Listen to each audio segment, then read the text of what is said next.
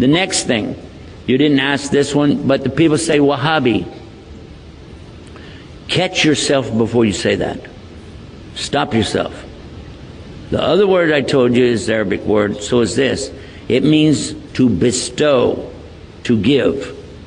Al-Wahhab, if you say Al-Wahhab, you must be very careful now.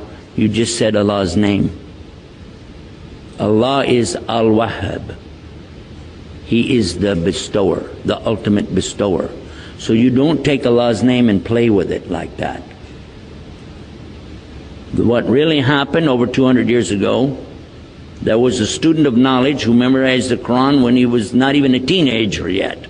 He studied all of the fiqh, jurisprudence of the Hanafi. Then he began to study others. And his father, who was a scholar, told him to stop. Just stay with what we have. He said, I want to learn the others. His father almost disowned him because of it. It was very upsetting. You know, don't do that. But he wanted to learn all of it so he could understand. And he began to learn quite a bit. He became convinced that he needed to learn more. And he discovered through this learning that the people of his time were making a grave mistake. I used the right word too, because they were worshiping at graves. They were literally going to graves and calling upon dead people to help them. Righteous people, good people, but they're dead. And even if they were alive, what could they do? They could only make dua for you. Nobody's got any magic.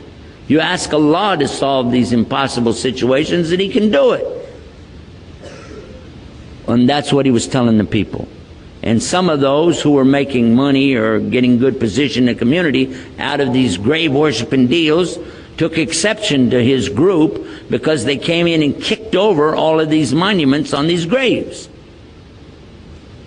And of course they had no evidence to support what they did, so instead of dealing with the rationale of why don't you look at what you're doing is wrong, instead they labeled his followers as Wahabi. Why? Because they couldn't call him by his real name. His name was Muhammad, and they would have had to say they're Mohammedans. And no Muslim would do that anyway. So they call him Wahabi because his father was Abdul Wahhab. So he was Muhammad ibn Abdul Wahhab. And he wrote a book called Kitab al-Iman. The book, if you read it and take the cover off and you don't know who wrote it, you'll say, this is a great book. It's very good about the belief in Allah is one and the teachings that come with it. It's kind of like a workbook. It just has a few verses or something and then tells you to go look up the rest of it. And it was given to some scholars who were attacking and saying, these Wahhabi people, so and so on. So what do you think about Kitab al-Iman? Says it's a bad book, don't read it. It's okay. So they gave him the book without the cover on it. Didn't tell him. This is a scholar. I'm not going to tell you who. Big scholar. Current. He read it and he loved it. He said, this is the aqidah of a real Muslim, the belief system of a real Muslim. And when they said, well, here's the cover for the book, and he went, huh? And he said, astaghfirullah, I made a mistake. Big mistake. All of us need to understand that whenever somebody doesn't want to admit their mistake, it's a lot easier to point and say, he's a Wahhabi.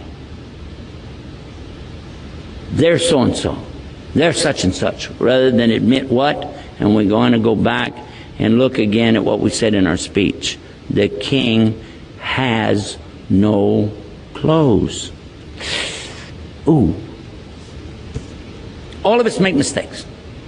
Just admit it. What is the big deal? Only Allah is free of mistakes.